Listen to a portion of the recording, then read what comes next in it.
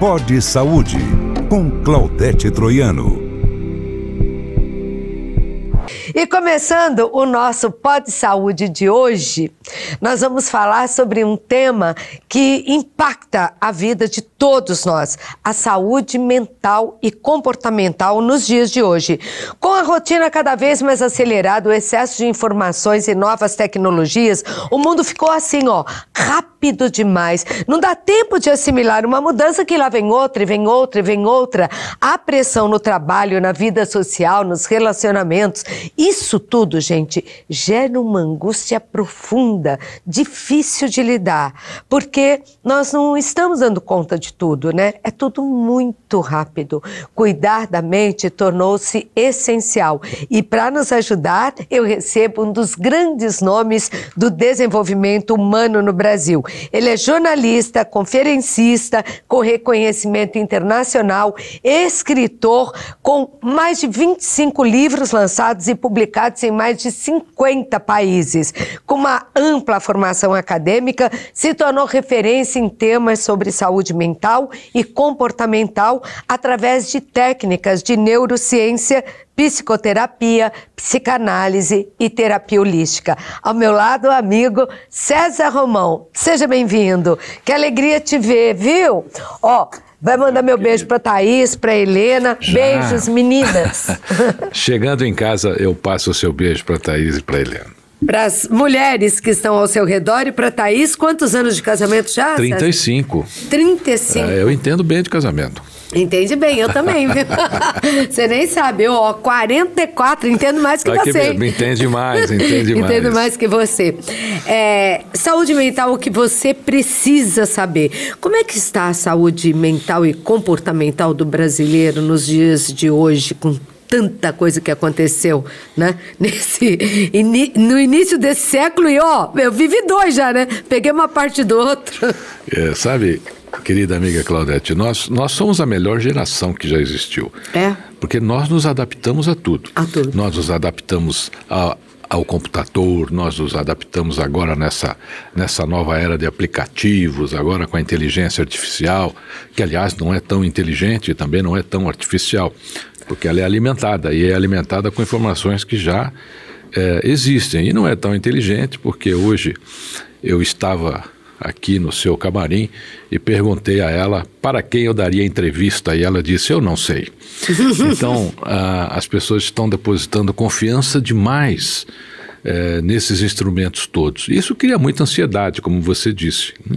E nós somos funcionais por conseguir as coisas. Então, a pessoa fica com aquela ansiedade de conseguir. Quando ela consegue, ela entra até um pouquinho em depressão. Fala, bom, e agora? O que eu vou conseguir? Ela mesma, o que eu vou fazer? Né?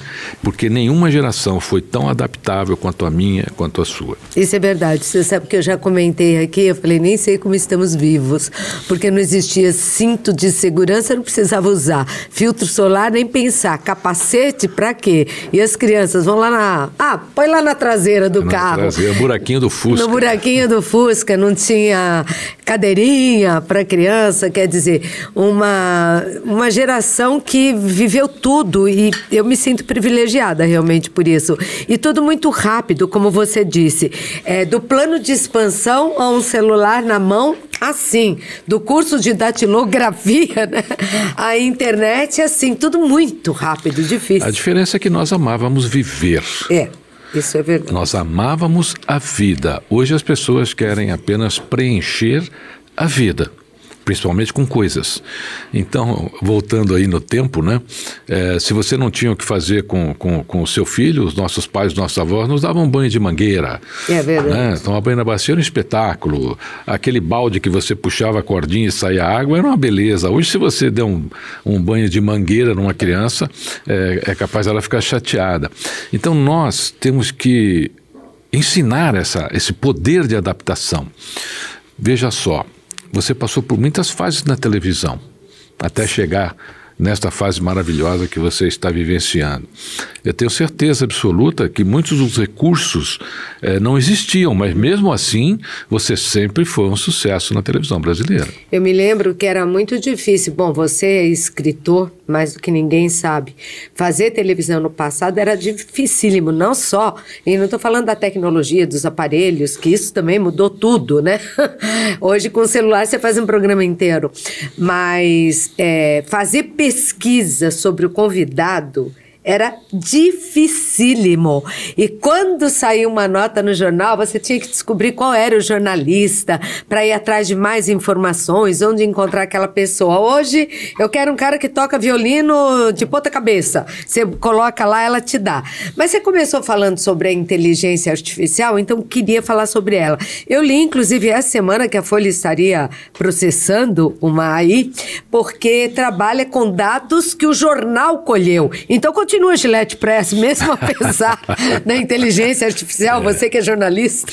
Então, como eu disse, ela não é tão inteligente nem tão artificial. Ela é um instrumento... Ela é alimentada. Exatamente. Ela é um instrumento que se alimenta das informações que já existem, que já foram publicadas. Esse é o grande debate que há sobre a inteligência artificial no mundo. É o direito autoral do que ela vem usando. E ela não tem pago o direito autoral de tudo isso para ninguém do que ela vem acumulando. Esse encontro que aconteceu na França foi justamente para tentar regulamentar isso. Agora, o que pouca gente sabe, por exemplo, querida amiga Claudete, é que a inteligência artificial ela está criando uma escravidão humana sem precedentes. Por quê? A escravidão foi uma das maiores vergonhas da humanidade, a guerra, né, as duas maiores vergonhas.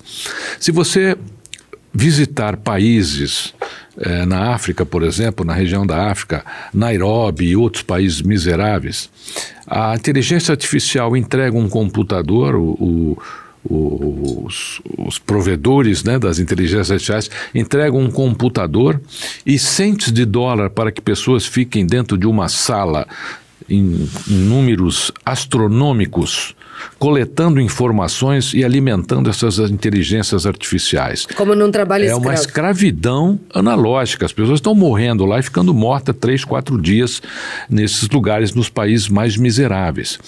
Outro ponto é que a inteligência artificial e seus provedores hoje, eles estão consumindo uma média de 12% da energia do planeta. Isso 12% da energia do planeta é um bom pedaço da Europa, do que a Europa consome. Então, cada pergunta que você faz a uma inteligência artificial hoje, ela tem um consumo de água astronômico. Por quê? Porque precisa refrigerar a fazenda de dados. Então, a inteligência artificial, por trás dessa beleza toda, essa história que é vendida, né, que você tem resposta para tudo hoje e não tem, eu perguntei a Alexa hoje de manhã se ela podia salvar minha alma. Ela falou não. Então você não tem resposta para tudo. Não, é fácil. Se eu perguntar a você, Claudete, você pode salvar a minha alma? Você fala, eu posso, eu conheço um religioso, eu tenho uma crença. Depende do que você sente, o que você está sentindo. Exatamente, né?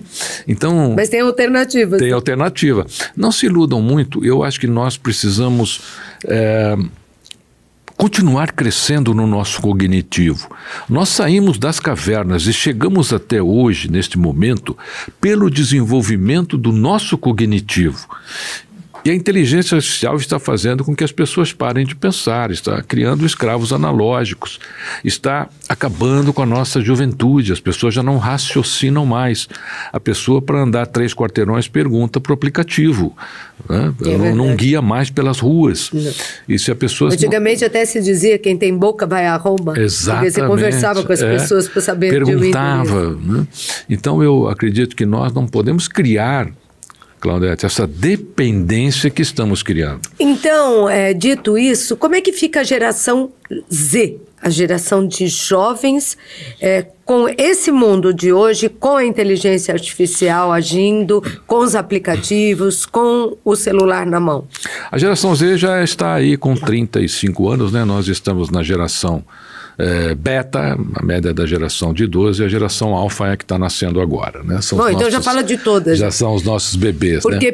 pelo que eu sinto, 35 ainda se sente adolescente hoje em dia, coisa que também no passado não acontecia. A geração Z será a geração mais perdida da humanidade. Primeiro, porque essa geração Z não vai deixar legado. A nossa geração, a geração Baby Boomer, por exemplo, né, deixou legado. Os hospitais que a geração Z frequenta hoje são da geração Baby Boomer. As escolas e as universidades do mundo inteiro que a geração Z frequenta hoje são da geração Baby Boomer, ou anterior à geração Baby Boomer. O grampo, vamos falar do grampo feminino, né, que as mulheres usam no cabelo, do alfinete. O grampo é do século XIX, o alfinete é do século XVIII. Olha quanto tempo durou. Nossa. Essa geração não vai deixar legado. Nós temos que continuar nada. Vão deixar aplicativos que em um ano já não vão existir mais. Obsoletos. Essa geração não gosta de carro, essa geração não gosta de um monte de coisa. Elas entram numa empresa pela capacidade, estão demitidas pelo comportamento, porque eles são imediatistas demais, eles não produzem, eles querem e só querem. A geração... Mas diziam que eles seriam, César, mais intuitivos, mais espiritualizados, nem isso? Não aconteceu. Por quê? Teve uma época que a gente dizia que essa geração Z eram as crianças azuis, né, que seriam as crianças exatamente como você disse. As crianças mais intuitivas, mais espiritualizados, mas isso não aconteceu, porque eles se deixaram levar pela dopamina tecnológica. Então, a dopamina tecnológica fez uma recessão no desenvolvimento cognitivo deles. Veja que nessa geração Z nasceu também a geração nem. Nem trabalha, nem estuda e nem sai de casa. Hoje o número de jovens que são geração neném é imenso, os pais estão desesperados. Eu tenho muitos pais que me escrevem, falam: Romão, o que faço eu? Né? Meu filho não trabalha, meu filho não estuda e ele não quer sair de casa. E se não bastasse isso, está trazendo, né, montando a família dele dentro da minha casa. Isso. E ele já tem 30 e tantos anos. Nós temos que voltar no tempo um pouquinho e cuidar da geração beta e alfa. Na minha opinião, a Z é só uma questão de consciência própria que eles mesmos vão ter que se consertar. Nós não temos como arrumar. As empresas hoje, Claudete, estão com muita dificuldade de contratar essa geração Z. Porque numa entrevista, por exemplo, a geração Z, a pessoa pergunta: qual é o cargo que você quer na empresa? Eles respondem assim: o seu. É verdade. Responderam isso para um diretor de programa que eu tinha. A pessoa: eu quero ficar no lugar da Claudete. Eu quero ser diretor. Ele falou: mas eu sou o diretor. Eu quero o seu lugar. É geração Z.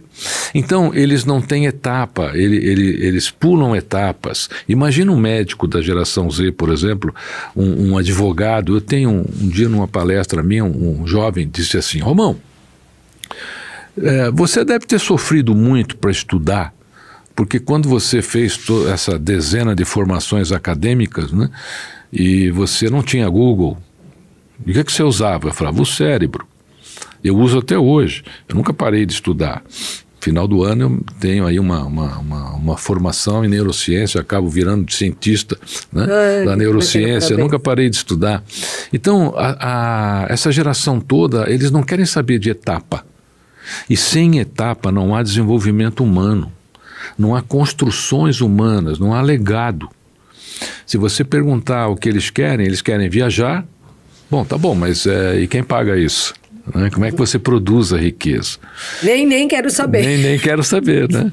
Então nós temos hoje que melhorar, trabalhar bastante a geração alfa, a geração beta. São essas, chegando. Uma com 12, você falou, e os recém-nascidos. E o que se espera dessas duas? Nós somos aquilo que incentivamos, né? Nós somos aquilo...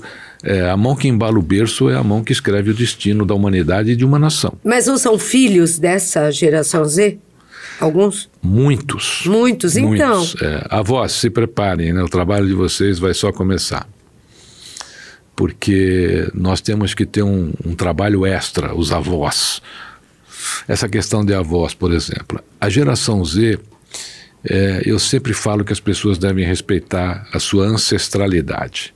Principalmente para manter o núcleo familiar. Sim. Acredite você que até hoje, neste momento que eu estou aqui com você, minha querida amiga, qual eu admiro muito, eu pergunto à plateia da geração Z, qual é o nome do seu bisavô? Nunca ninguém respondeu. Nunca nenhum deles respondeu. A geração Z não sabe o nome do bisavô. Aí eles, bom, eu não sei. Eu falei, pega o telefone e liga para o seu pai. Pergunta para o seu pai o nome do avô dele, não do seu bisavô, que de repente o teu pai também não vai entender a pergunta, né? Então nós temos um desgaste, e além de um desgaste, coisas sendo largadas, coisas importantes para o desenvolvimento humano. Uhum. E isso também se reflete na mão de obra, então? Em todos os sentidos. Nunca houve tanta dificuldade de se contratar. Nunca. Porque hoje, se continuar assim, se perguntar para alguém hoje o que ele quer ser, influencer. Verdade. Não sei direito o que é isso até hoje. Um dia uma repórter me anunciou como influencer. Eu falei, desculpa, querida, eu não sou influencer. Não. Eu tenho 12 formações acadêmicas, estudei a minha vida inteira. Eu sou um professor, eu sou um escritor. Lógico, um jornalista. Eu não sei nem o que é essa coisa de influência. E eles querem, mas não fazem. Então, no futuro, nós teremos uma ausência aí de médicos, de advogados. Um jovem advogado falou, mas por que eu vou estudar tanto? Eu hoje compro petições prontas na internet. Eu tenho lá 13 mil petições prontas na internet. Só que você esquece que os juízes ainda são a geração baby boomer. E, de repente, essas petições que você tem, qual é a OAB da inteligência artificial que gerou isso? Eu ouço muito dizer que a inteligência artificial vai substituir direito, não vai ter escola de direito. Nunca. Por quê? Porque a perspicácia do profissional como médico, a intuição como advogados, isso nunca vai ser substituído. E o que você acha que vai acontecer, então? Colapso. A gente vai ter péssimos advogados, péssimos médicos, péssimos profissionais, e o mercado vai ter que fazer uma boa seleção. E a boa notícia, preparem-se, baby boomers, vocês vão voltar ao trabalho. Nossa. Qual a diferença assim, que você apontaria entre saúde mental e saúde comportamental? O nosso cérebro produz quase 2 dezenas de hormônios, né? Então, melatonina, adrenalina, endorfina e tantos outros. A saúde mental é quando eles estão confusos. É quando a gente perdeu o equilíbrio hormonal do nosso cérebro. Então, ou você está com adrenalina demais, ou você está com ausência de melatonina, ou você está com ausência de GABA, né? Que é o hormônio da ansiedade. Isso não está acontecendo muito, então? Bastante. Porque hoje em dia, às vezes você pensa, antes essas doenças existiam, mentais, e ninguém sabia, ou ninguém olhava para aquele ser com cuidado para reconhecer. Porque nunca se ouviu falar tanto em autismo, TDAH, tantas outras coisas, Burnout e tantas outras coisas que hoje nós ouvimos falar. E eu sinto alguns adolescentes se aproveitando disso. Tem bastante. Eu vejo muitos. Não é? Em palestras de universidade eu vejo muitos. Antigamente nós não tínhamos, você tem razão, nós não tínhamos a divulgação que temos hoje. Então, às vezes a pessoa era de uma cidade que a cidade não tinha nem jornal, né? Nem a televisão pegava dele, quanto mais médico, né? E a diferença é assim, quando você tem essa difusão nos nossos hormônios cerebrais, o que acontece, né? Isso se reflete no nosso comportamento. Todos os nossos comportamentos são transformados em enzimas. Essas enzimas se alojam no nosso cérebro e elas nos viciam, tanto se esse comportamento for bom como se esse comportamento for ruim. Vamos falar uma coisa que todo mundo conhece bem, de uma linguagem bem simples, né? Você deve conhecer alguém que ela entra num lugar e não fica sem fazer uma fofoca, por exemplo. Uhum. Poxa, você não sabe entrar num lugar e deixar de fazer uma fofoca? Ela não consegue, porque ela está viciada através das enzimas, em fazer fofoca.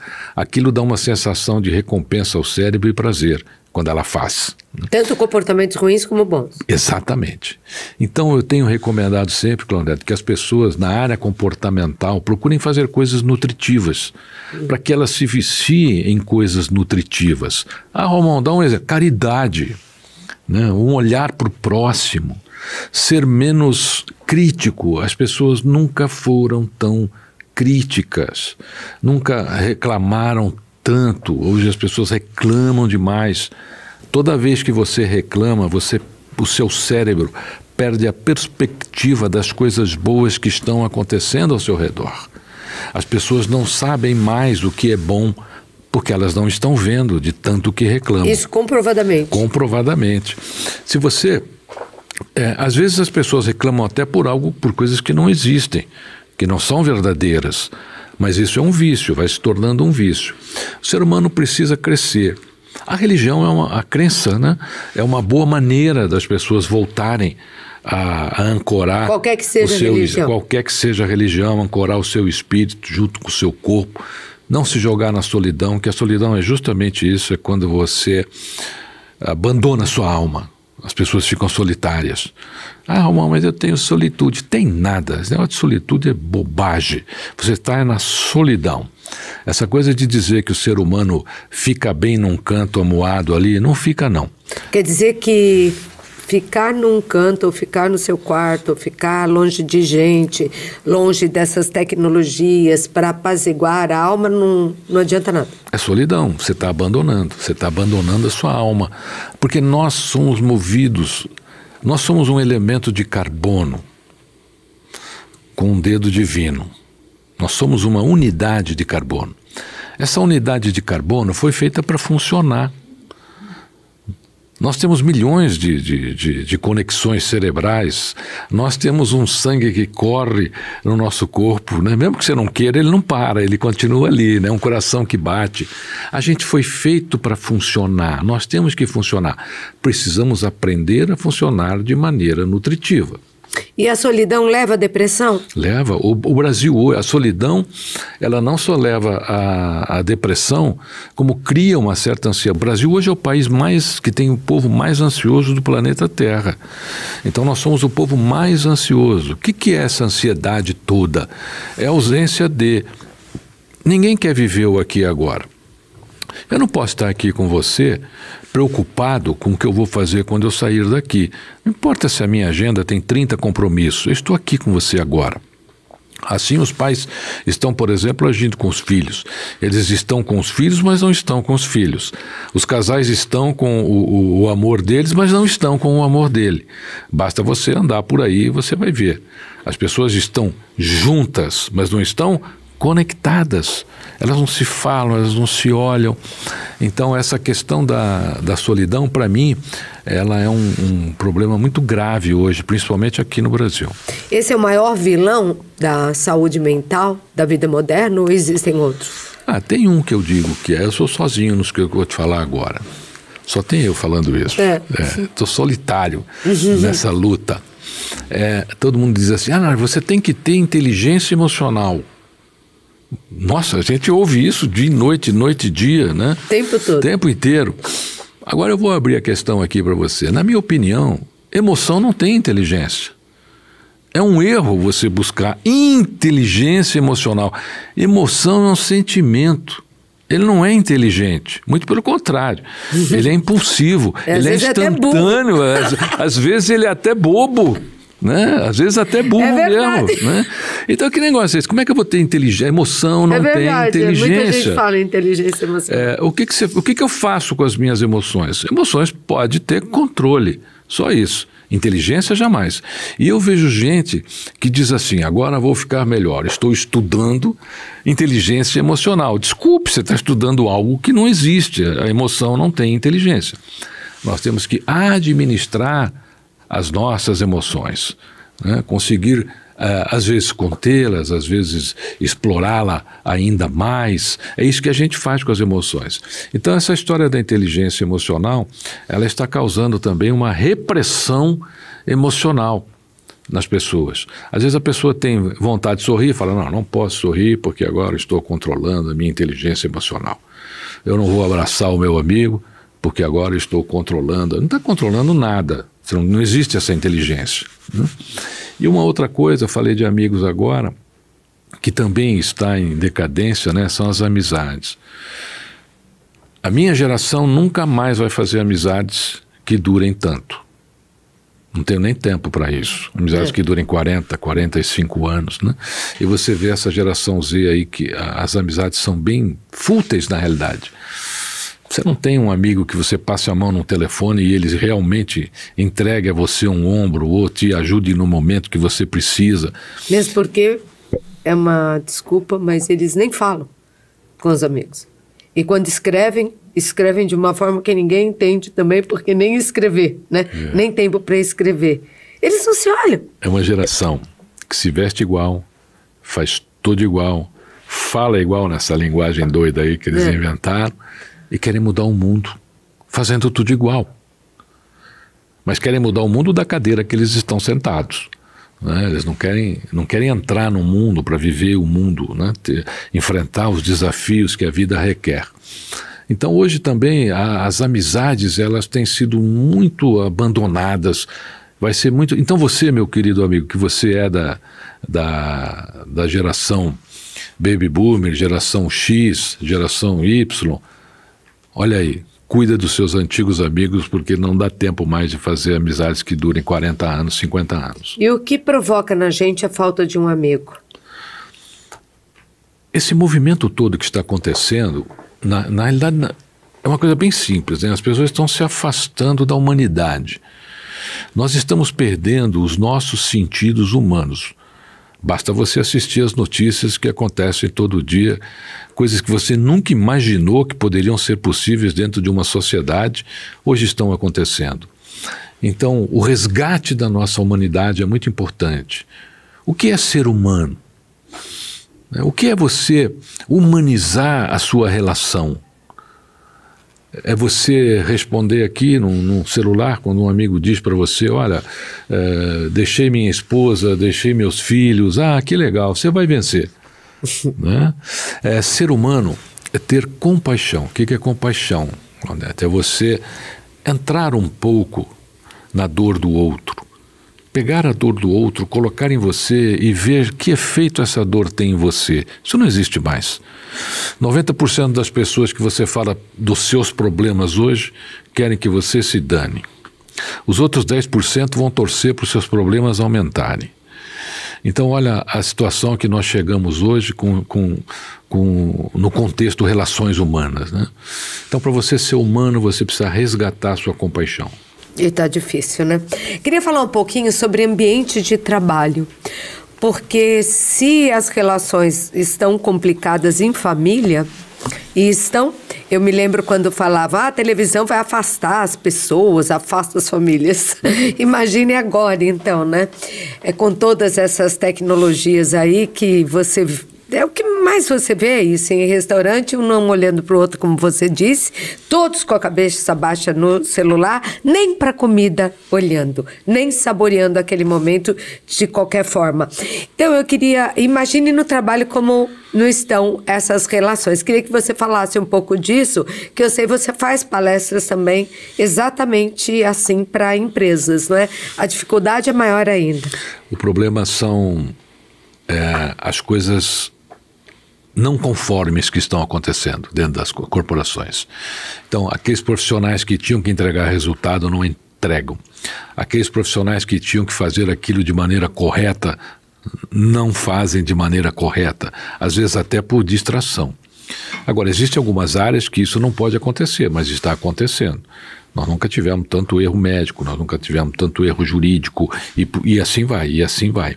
Tanto que você vê que as empresas hoje, por exemplo, nunca fizeram tanta troca, tanto recall de produtos. A gente está com produtos de baixíssima qualidade hoje. E isso é justamente esse comportamento adverso que o ser humano tem. O ser humano perdeu a concentração na existência. Ele perdeu a concentração na vida. E não se pode falar mais nada. É porque essa mídia toda, né, deu voz aos tolos. Então qualquer tolo hoje tem voz, qualquer tolo pode falar, o que quiser inclusive, né?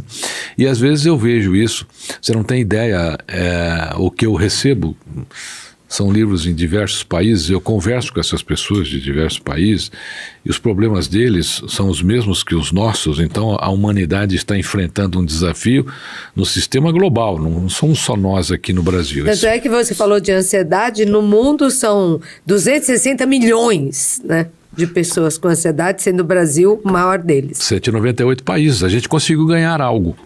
Somos o primeiro em ansiedade, de 198. Olha, então, hoje, essa falta de concentração na vida, na existência, ela tem causado grandes prejuízos aí ao desenvolvimento da nossa sociedade. Em todos os setores? Todos os setores, sem exceção.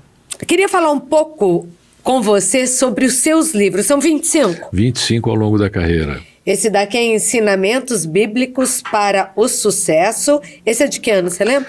Esse tem um aninho só. Ah, esse é recente, esse é então. Recente, esse é recente. Uhum. É o meu mais recente lançamento. Como nasce... Deixa eu virar para cá para todo mundo ver. Como nasce o livro para você? Olha, antes de falar como nasce o livro, eu quero voltar no tempo aqui. Tá. E até para justificar algumas coisas que eu disse aqui. A primeira entrevista sobre um livro meu que eu concedi foi para você, na televisão. Eu tenho esse orgulho e tenho essa alegria de ter concedido a você a minha primeira entrevista literária. Dei sorte. Nunca esqueço. Então, o entrevistado era bom, mas eu dei sorte. Não, mas eu vou responder agora. Então, se você tem um livro, procure a Claudete. A entrevistadora tem que ser boa para começar. Olha, o livro, ele nasce de algumas maneiras. Primeiro, ele pode nascer por inspiração, que foi o meu primeiro livro, A Semente de Deus e mais alguns. Segundo, ele pode nascer de um conglomerado de ideias, de algo que você quer mostrar. E terceiro, ele pode nascer de um processo de pesquisa, que é o caso do Ensinamentos Bíblicos para o Sucesso. Eu peguei 60 ensinamentos bíblicos para o sucesso, escrevi em 1.900 caracteres cada capítulo, isso quer dizer que a pessoa lê cada capítulo em 3 minutinhos apenas, e transformam a Bíblia em algo mais contemporâneo nessas passagens, para que as pessoas possam entender um pouquinho melhor e mais rapidamente o que significam essas 60 passagens bíblicas.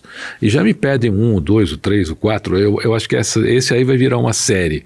Eu não tenho série de livros, né? Tá, mas eu acho que esse vai acabar sendo uma série. Esse daqui? Exatamente. Esse, um dos mais recentes, exatamente. Então. Um dos mais recentes.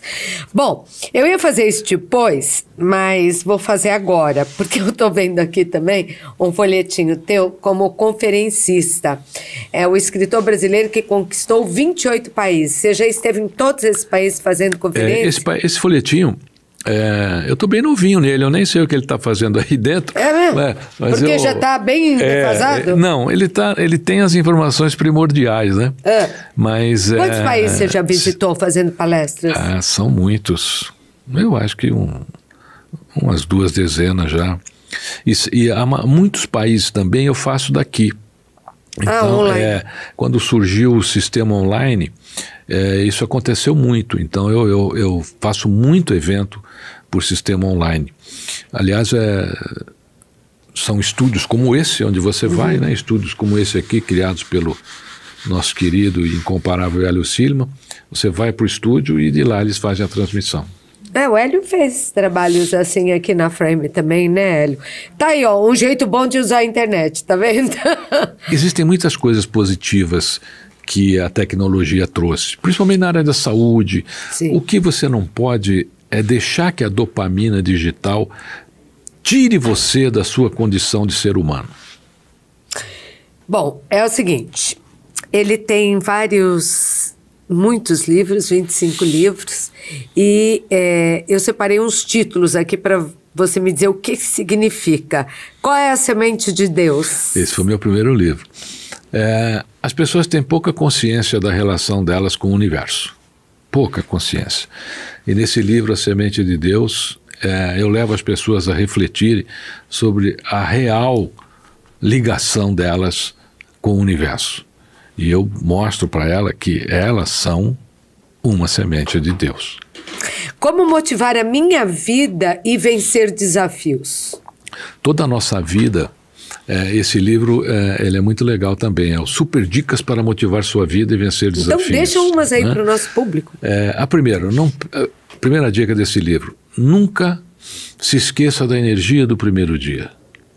A energia do primeiro dia que você conheceu a sua mulher, a energia do primeiro dia que você olhou pelo vidro do hospital e viu seu filho nascer, a energia do primeiro dia que você viu o seu neto nascer, a energia do primeiro dia que você entrou nessa empresa que você está hoje.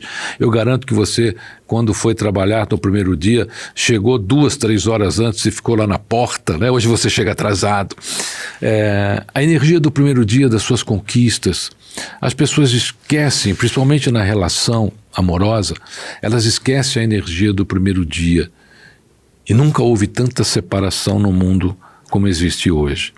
Mas se você, mesmo depois de uma briga com o seu parceiro, com a sua parceira, vocês reviverem a energia do primeiro dia, de quando vocês se conheceram, você vai ver que o clima vai baixar bastante e vocês vão voltar a se compreender. Nossa, eu lembrei de tanta energia do primeiro dia, tão gostoso relembrar delas, esquenta o coração, né? Verdade. Dá uma coisa boa. Sonhos existem para serem realizados? Todo sonho é uma loucura. Todo sonhador é louco, principalmente no Brasil. Mas quando você realiza o seu sonho, você se torna sábio. E o seu sonho se torna sabedoria. Então nunca, jamais desista do seu sonho. Se você desistir, vai carregar a dor de não ter conseguido. Se você persistir, será uma pessoa alimentada pela esperança de um futuro melhor. E a sua esperança no futuro é que te dá força no seu presente. César Romão, qual é a força da intuição? Dizem que a mulher é um ser muito intuitivo e não leva em conta a sua intuição, não ouve, né? A sua intuição. Qual é a força dela? E como são? As mulheres são os seres mais intuitivos do planeta. São as mamíferas, né? Porque todo mamífero ele tem intuição. Tanto os animais mamíferos, todos eles têm intuição. Todo mamífero tem intuição.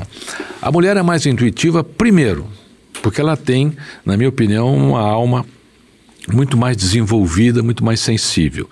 Em segundo, o sistema cerebral dela, por exemplo, a massa cinzenta dela, é muito melhor do que a nossa. Então é onde fica ali a intuição. Ela enxerga na frente.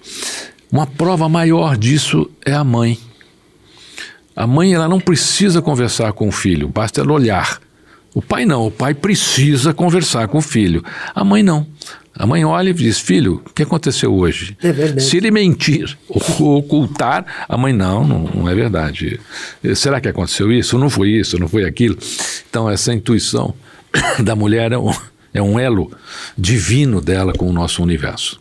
Então se a mulher te der uma intuição, siga. É correta, né? Tá certo. E eu quero alguns ensinamentos para o sucesso, ensinamentos bíblicos, então. Vamos lá. Bem, vamos falar aqui de uma... A gente falou sobre reclamação, então vamos falar aqui sobre a passagem bíblica do não reclamar. Era domingo. Jesus já havia ressuscitado. E começou uma verdadeira caçada aos seus seguidores. 2 peregrinos fugiram pelo caminho de Emaús, que era uma cidade que ficava a 13 quilômetros de Jerusalém, com medo de serem capturados. Neste caminho, eles iam lamentando a ausência de Jesus. Enquanto eles lamentavam, um terceiro peregrino se juntou a eles. E o terceiro peregrino começou a indagar. Ora, mas esse que vos fala não é aquele que disse que ressuscitaria no terceiro dia? E os peregrinos dizem: como? Ele foi morto, ele não tem como ressuscitar. Olha, mas esse que vocês falam não disse que ele poderia fazer milagres e que qualquer um poderia fazer milagres como ele? Não, nós somos peregrinos, ele já morreu, não temos mais como fazer as coisas que ele nos ensinou. E assim eles foram caminhando e reclamando a ausência de Jesus até chegarem em Emaús. Quando chegarem em Emaús, eles foram convidados por esse terceiro peregrino, falaram: que tal a gente ir para sua casa? Tomar um cafezinho lá. E esses 2 peregrinos levaram o terceiro à casa deles. O terceiro peregrino sentou-se à mesa, partiu o pão, abençoou o pão e desapareceu. Essa é a passagem do surgimento de Jesus depois de ressuscitado no caminho de Emaús. Imagine só, esses 2 peregrinos andaram 13 quilômetros reclamando a ausência de Jesus, e Jesus estava entre eles. E por que eles não perceberam? Porque não paravam de reclamar. Então, toda vez que a gente reclama, você perde a perspectiva das coisas boas que estão ao seu lado. Os 60 ensinamentos bíblicos são todos nessa linha, neste recente livro. E além de tudo, dizem que o cérebro atrai aquilo que você fala muito, né? Quer dizer, quanto mais reclama, mais motivos para reclamar você terá. Você acredita nisso? Acredito, porque sabe o que é o cérebro? Ele é uma caixinha que você preenche. Ele não é inteligente, somos nós que colocamos aquelas informações lá. Se uma criança nascer hoje e você trancá-la numa sala, com ela não vai falar, ela não vai ouvir, ela não vai ter reação nenhuma, ela não vai ter estímulo. Então, o nosso cérebro, ele é conduzido pelos nossos estímulos. Por nós mesmos. Que tipo de estímulo você está criando? E olha, guarda isso aqui, a vida vai te dar sempre mais do mesmo. Qual é o mesmo que você está criando para a sua vida? Quer dizer, se é reclamação, é mais reclamação. Se é agradecimento, gratidão, que é importante. Graça, né? Quando a gente agradece, a gente ganha graças, a gente ganha a multiplicação daquilo que a gente agradeceu. Se você agradece os sentimentos, se você agradece a sua família cresce em amor, cresce em relação. Agora, se você reclama muito, né, da sua família, a sua família está fadada a desaparecer da sua vida. É como o filho que às vezes a mãe fala, esse não vai, esse não tem sorte, esse é um azarado, esse não passa na escola, esse não tem futuro, não tem futuro. Isso é ruim? É ruim, olha, se o seu filho era bom e você disse isso, pronto, ele ficou ruim. Ele vai acreditar naquilo. Aliás, as crenças que nós colocamos nas pessoas, elas são poderosas. Muitas das pessoas que hoje frequentam consultórios de psicólogos, psiquiatras, por causa de crença, na juventude, na infância. Um filho é algo abençoado. A gente nunca deve dizer a um filho, você nunca vai dar certo, você não será bom, as coisas que mais as gerações ouviram, você é burro. Claudete, se não era, ficou naquele momento que você chamou seu filho de burro. Então, alimente coisas nutritivas, principalmente para os seus filhos. Porque você disse que o cérebro é uma caixa em que você coloca as coisas lá dentro, né? Se colocou e está. Porque a gente está falando aqui um pouco com você sobre saúde mental e nunca se tomou tanto remédio para a cabeça, né? Para resolver os problemas, seja depressão, ansiedade e síndrome, então tem de tudo, né? Existem fileiras de consultórios de médicos que estão lá só para dá a receita, porque não se compra esse tipo de remédio sem a prescrição médica. Não é um exagero? Você não sente isso, César? Então, as pessoas estão um pouco levadas e um pouco conduzidas por essa facilidade, né? Às vezes o médico pode dizer para a pessoa assim, olha, você está bem, é só você mudar a alimentação. Ela fala, não, eu estou mal. Eu preciso tomar remédio. As pessoas acabaram ficando dependentes de medicações. É como às vezes a pessoa vai lá num cirurgião plástico e fala, eu quero ficar parecida com a Madonna. O cirurgião fala assim, não consigo. Ela vai até arrumar alguém que faça ela ficar parecida com a Madonna. Quer dizer, isso é mais um comportamento humano, pessoal, do que propriamente um processo de sociedade. As pessoas precisam entender que os melhores remédios ainda estão na natureza, ainda estão no nosso comportamento. Às vezes é necessário realmente você ser conduzido por uma medicação, mas não tanto. Tem gente que toma remédio para sair de casa, quando chega em casa, eu preciso isso. Eu ando muito de avião. Você não tem ideia o que eu vejo as pessoas tomando de remédio dentro de avião. Faço palestra em navios, por exemplo, tive uma fase muito forte sobre isso. O que as pessoas tomam de remédio nos navios, eu até brinco, eu falo hoje que se você estiver procurando alguém para casar, a primeira coisa que você tem que olhar nesta pessoa não é mais a alma dela, o coração dela, é a caixa de remédio. De tanto que as pessoas estão se medicando. E a grande questão é, será necessário mesmo? Como aquecer o nosso coração? Como viver sem isso, César Romão? Felicidade. A felicidade é o melhor remédio que alguém pode desenvolver dentro dele mesmo. E como se alcança a felicidade? Como se busca a felicidade? Não sofra pela ausência. Hoje, as pessoas sofrem muito pela ausência de algo ou de coisas e não valorizam aquilo que têm. Elas valorizam muito pouco o que já têm. Eu acho que isso tem muita culpa nas redes sociais, né? A rede social fez isso. Aliás, muito do que você vê lá é mentira. Aquilo não é verdade.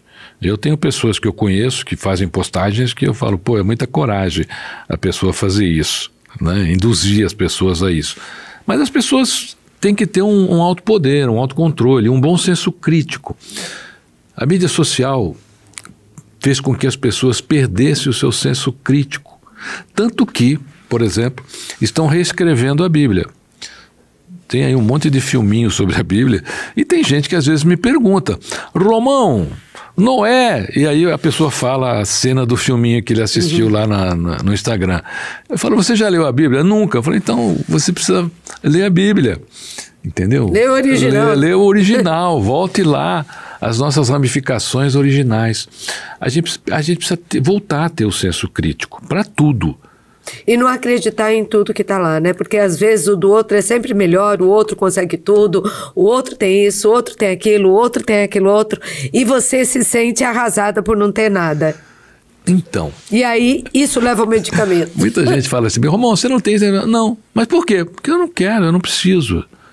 Eu acho que nós temos que ter um contexto da nossa existência.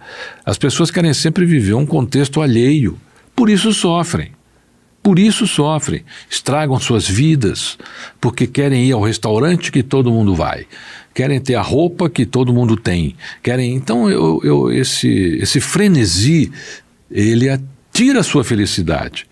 Você não passa a não agradecer mais os seus momentos. Por exemplo, eu sou, Claudete, imensamente grato nesse momento aqui com você. É uma alegria imensa estar aqui com você, que faz parte da minha carreira. Eu sou grato pela água que está aqui, que está um pouquinho de sede, você toma água, eu agradeço a água. A gente tem que voltar a agradecer as coisas simples da vida. E olha, tem algo mais simples do que a água? Não tem. Quer dizer, ser feliz não é tão difícil assim. Né? É olhar para o que a gente tem e não ficar desejando só o que o outro tem. Estado de consciência. Tira o desejo. O desejo é o grande pecado. Romão, adorei, meu querido, bater esse papo com você. Olha, você escreve, então vai querer escrever aqui no nosso caderninho coisas lindas para sua Thaís. Eu vou te revelar um segredo aqui. Olha, ninguém sabe. Você sabe que todos os projetos do meu livro eu faço com papel e caneta. Antes de escrever o livro, eu escrevo boa parte à mão, porque escrever mantém o nosso cognitivo em andamento e crescimento. Eu também gosto. Que presente maravilhoso. Obrigado. Eu acho que quando você escreve, o universo conspira a favor, né? Você está determinando ali na escrita. Eu queria te agradecer, muito obrigada por ter vindo. Queria saber como as pessoas podem entrar em contato com você, seja para uma palestra, uma conferência, seja para saber mais do seu trabalho, que você faz online também. Olha, eu tenho um filho que é publicitário, que você conhece, que é o Breno, viu nascer. Então eu tenho todas as mídias sociais, mas ele está lá no meu site, é o meu nome, César Romão. É só dar, vai por mim, eu não sou muito dessa geração internet, né, sou do tempo do orelhão, mas clicou lá, César Romão tem tudo. Tem lá, você encontra todas as mídias sociais lá, fala comigo. Aliás, eu tenho no meu YouTube, por exemplo, eu tenho 1.200 vídeos. Nossa. Você assiste César Romão por 3 anos, todo dia, sem repetir uma informação. Está lá para você usar. Tudo que eu estudei, tudo que eu aprendi, tudo que eu gosto de compartilhar. 1.200 vídeos. Você queria vídeo? Tá aí, pronto. Vídeos bons. Obrigada, César Romão, pela presença aqui. Obrigada a você por ter acompanhado. Esse QR Code que está aqui, vai lá, se aproxime com o seu celular dele, porque ele te leva direto para todos os episódios que nós temos, mais de 80 já, entrevistando gente muito querida, falando sobre assuntos interessantes para fazer você pensar. Beijo!